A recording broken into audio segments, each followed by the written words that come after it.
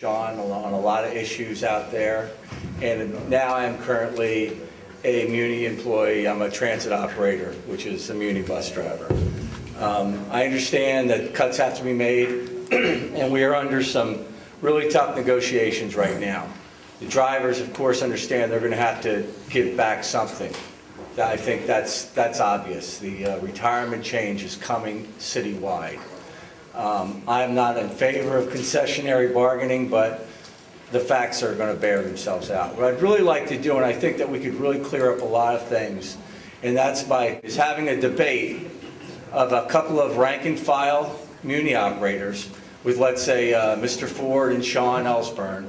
We can set up a simple debate somewhere, and we can actually confront these issues so the drivers actually have a voice and can just, basically lay out what it is, what the reason is why 99% of the drivers that took part in the strike vote authorized a strike if negotiations fail. I mean, that's an incredible number in these difficult times.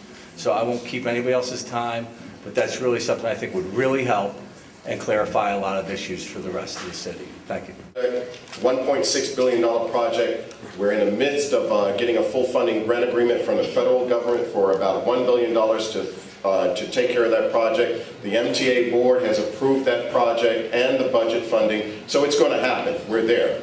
At the same time, we also have other capital needs. Those of us who live about a mile down the road remember last summer where we did the Slope Boulevard, the St. Francis Circle rehabilitation project. There are projects like that going on throughout the city in terms of the MTA's capital budget. We're at the same time shutting down the California cable car line is shut down right now to do similar rehabilitation work. So the idea is, while we're running one of the most complex transportation networks in the country, we are rebuilding it day by day, and that's important. If you look at the Muni system, it's over 100 years old, and so it has its challenges in terms of reliability, largely due to infrastructure issues in terms of rehabilitation of vehicles, replacement of buses, things of that nature, and I think we have a good roadmap. Not fully funded, but we have a good roadmap in terms of what we need to do to complete that work. Our operating budget is clearly the challenge. I mentioned earlier that 80% of our operating budget is related to salaries, wages, and bonuses. Salary, wages, bonuses, and incentives.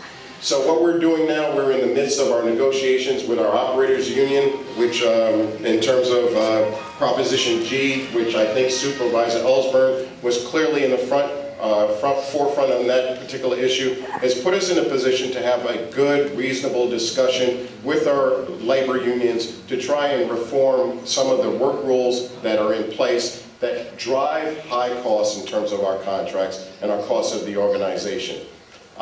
We are in the midst of negotiations right now. We're doing what we can to make sure that our employees who have difficult jobs, they work in the public, they have difficult jobs, to make sure that they have a fair wage and they're able to take care of their families, but at the same time, we preserve the most amount of service that we can provide for you as the citizens. So we're in the midst of those negotiations. I feel very confident that we'll be able to work out a good agreement.